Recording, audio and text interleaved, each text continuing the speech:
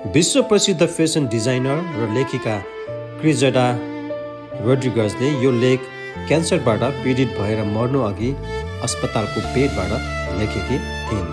40 वर्षको उमेरमा September 9, 2018मा stage 4 पेटको क्यान्सरबाट उनको निधन भएको थियो र उनले मर्नु अघि यसरी लेखेकी थिइन्। मेरो घर मूल्यवान कपडा, गहना, जुत्ता आदिले भरिभराउ छ, तर म भने अस्पतालले उपलब्ध गराएको सामान्य कपडाको एउटा गाउनमा लपेटेको छु। मेरो ग्यारेजमा संसारको सबैभन्दा महँगो ब्रान्डको कार छ, तर अहिले म व्हीलचेयरमा यात्रा गर्छु। म एउटा 5 तारे होटलबाट अर्को 5 तारे होटलमा जान सक्छु, तर अहिले म अस्पतालबाट प्रयोगशालामा सधैँ समय बिताउँछु।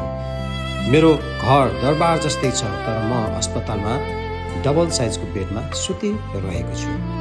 मेरो बैंकमा पर्याप्त पैसा छ, तर अहिले त्यो पैसाबाट केही फाइदा पाएको छैन।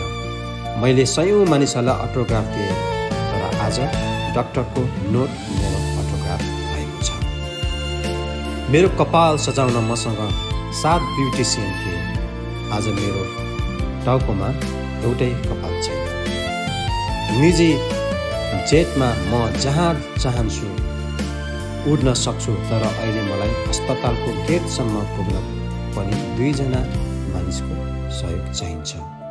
कसैलाई तपाईसँग नभएको चिजहरूको लागि नराम्रो महसुस नदिनुहोस्, तर जुन चिजहरू तपाईसँग छन् त्यसमा खुसी हुनुहोस्।